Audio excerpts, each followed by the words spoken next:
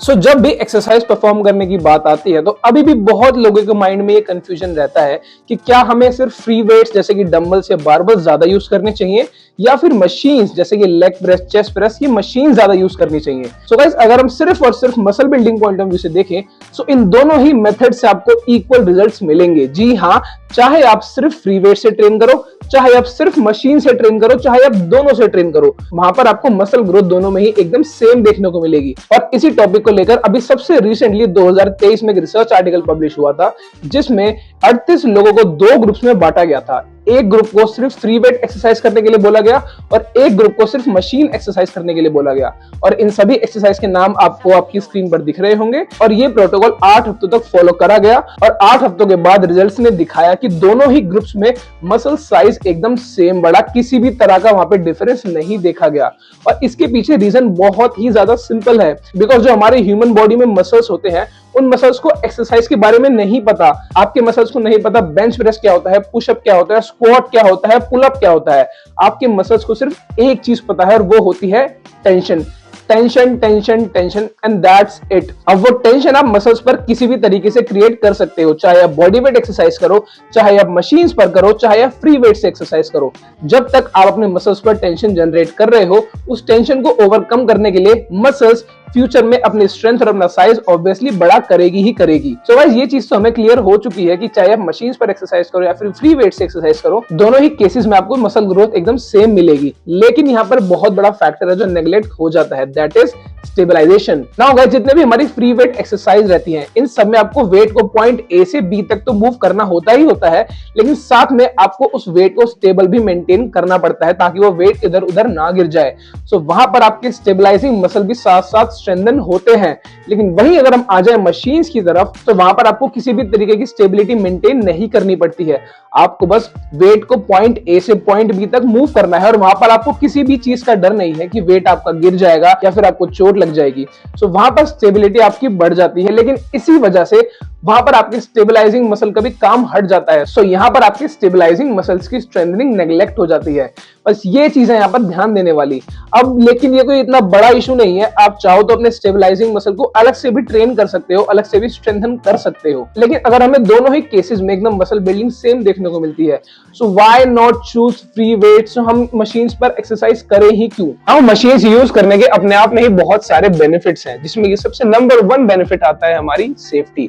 आप लोगों ने बहुत बार सुना हुआ कि स्क्वाट परफॉर्म करते हुए, बेंच प्रेस परफॉर्म करते हुए लोगों को इंजरीज हो जाती हैं, pec tear injuries, lower back injuries. लेकिन हार्डली ही कहीं पर न्यूज आती है कि किसी मशीन पर एक्सरसाइज परफॉर्म करते हुए किसी को इंजरी हो गई है। अब उसके पीछे रीजन सबसे बड़ा जो मैंने पहले भी बात करी थी, दैट इज स्टेबिलिटी। कि फ्री वेट्स में जब हम बहुत ज्यादा वेट लिफ्ट करते हैं, हैवी लिफ्टिंग, ईगो लिफ्टिंग जब हम करते हैं, जब आप वेट को स्टेबल नहीं कर पाते हो, स्टेबिलिटी आपकी लूज हो जाती है, तो वहां पर आपकी जॉइंट, आपके मसल्स, आपके लिगामेंट्स, इन सब में इंजरीज होने के चांसेस सबसे ज्यादा बढ़ जाते हैं।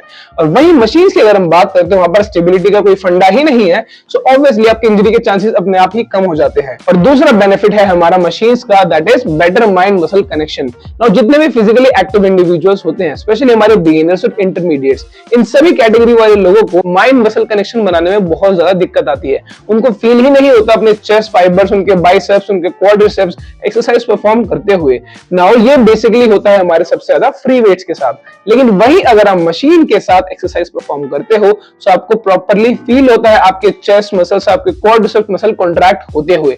और उसके पीछे रीजन ये है, जब आप फ्री वेट्स के साथ एक्सरसाइज परफॉर्म करते हो तो वहां पर पॉइंट ए से पॉइंट बी तक रेजिस्टेंस पाथ एकदम सेम नहीं रहता है। किसी पॉइंट पर आकर रेजिस्टेंस बहुत ज्यादा होता है, कहीं पर बहुत ज्यादा कम हो जाता है ना। वही बात करें मशीन्स की, वहां पर resistance path through out the range of motion एकदम सेम रहता है। सो आपके मसल फाइबर्स के ऊपर tension through out the range of motion एकदम इक्वल रहती है, जिसकी वजह से माइंड मसल कनेक्शन आपका मशीन्स पर ज्यादा अच्छी तरीके से बन पाता है। एंड थर्ड बेनिफिट जो कि सबसे ज्यादा इंपॉर्टेंट है, that is during rehabilitation process. अगर आपकी बॉडी में पहले से कोई इंजरी एग्जिस्ट करती है, जैसे कि सॉफ्ट टिश्यू या फिर बोनी इंजरीज, तो उस इंजरी को रिवर्स करने के लिए, वापस से उसको ठीक करने के लिए हम हमेशा प्रेफर सबसे पहले मशीन्स ही करते हैं।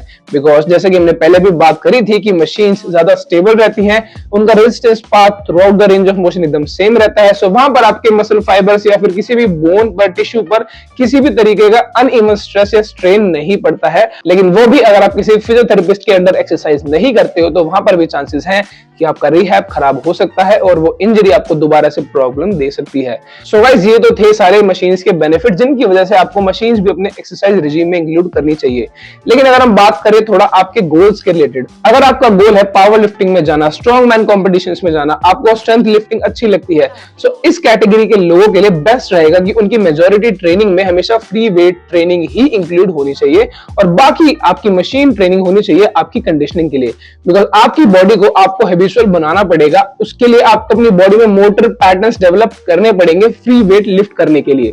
और वहीं अगर आपका गोल है बॉडी बिल्डिंग, बॉडी शोज खेलना या फिर फिटनेस मॉडल आपको बनना है, सो वहां पर आपकी मेजॉरिटी ट्रेनिंग आपकी आइसोलेशन एक्सरसाइजेस, आपकी मशीन बेस्ड एक्सरसाइजेस हमेशा रहेंगी और आपका रिमेनिंग पार्ट रहेगा आपकी फ्री वेट्स एक्सरसाइजेस। अब इसके पीछे रीजन यही है, जैसे कि हमने बात करी थी कि माइंड मसल कनेक्शन अच्छा बनता है आइसोलेशन एक्सरसाइज में, जो कि हमेशा मशीन्स के ऊपर होती है। एंड सेकंड रीजन इज कि हमारी जितनी भी मशीन बेस्ड एक्सरसाइज रहती है वो हमारे मसल्स को आइसोलेटेडली टारगेट करती है, जिसकी वजह से आपके एक एक मसल फाइबर्स को, एक एक मसल के हेड को आप हिट कर सकते हो, जो कि फ्री वेट्स में बिल्कुल भी पॉसिबल नहीं है एक एक मसल फाइबर को हिट करना। और जब बात आती है प्रोफेशनली बॉडी बिल्डिंग कॉम्पीट करने की, तो वहां पर सबका गोल यही रहता है कि आपकी एक एक मसल की डेफिनेशन बहुत अच्छी होनी चाहिए। सो वो मसल डेफिनेशन लाने के लिए मशीन्स हमेशा सबसे ज्यादा बेस्ट रहती है। और ये चीज तो रिसर्च में भी बताई गई है कि जब आप मशीन्स के थ्रू मसल्स को आइसोलेट करोगे तो उसकी वजह से आपके एक एक मसल फाइबर, एक एक मसल हेड, उन सब की डेफिनेशन बहुत ज्यादा डेवलप होती है in comparison to free weight training.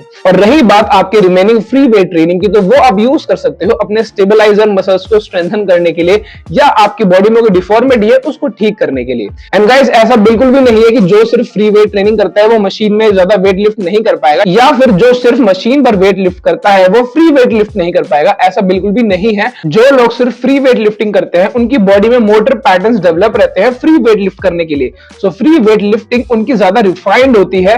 और जो लोग सिर्फ मशीन्स पर वेट लिफ्ट करते हैं उनकी बॉडी में मोटर पैटर्न्स डेवलप रहते हैं मशीन्स पर एक्सरसाइज परफॉर्म करने के लिए। सो मशीन्स वाले जितनी भी मूवमेंट ज्यादा होती है वो उनकी ज्यादा रिफाइंड रहती है। सो यही बस एक डिफरेंस होता है मेन। सो रिलेटिव स्ट्रेंथ दोनों की बॉडी में इक्वली प्रेजेंट रहती है। जो ज्यादा वेट लिफ्ट करेगा फ्री वेट्स के साथ उसकी फ्री वेट में स्ट्रेंथ ज्यादा बढ़ेगी, और जो ज्यादा वेट लिफ्ट करेगा मशीन्स के साथ उसकी रिलेटिव स्ट्रेंथ हमेशा मशीन्स पर ज्यादा बढ़ेगी। एक जो बेसिक मसल स्ट्रेंथ रहती है वो सबकी इक्वली सेम रेट पर बढ़ती है। तो चाहे अगर मैं लैट पुल डाउन परफॉर्म करता हूं, मैं डेडलिफ्ट भी परफॉर्म कर सकता हूं, मैं पुलअप भी परफॉर्म कर सकता हूं, बिकॉज मेरे मसल्स जो उस लिफ्ट में यूज होते हैं वो ऑलरेडी स्ट्रेंथन है मेरे, क्योंकि मैंने अपने मसल्स पर भी टेंशन क्रिएट किया है। और जिन्होंने फ्री वेट ट्रेनिंग करी है उनका भी कैरी ओवर मशीन्स के ऊपर होगा ही होगा सेम वे में। So guys, that's it. Thank you so much for watching the video. अगर आपको ये वीडियो इन्फॉर्मेटिव लगा तो एक लाइक छोड़ देना और कमेंट सेक्शन में जरूर बताना कि आप नेक्स्ट क्या देखना चाहते हो। सो गाइस, मैं मिलूंगा आप लोगों से नेक्स्ट वीडियो में। जब तक के लिए टाटा, बाय बाय, सी यू।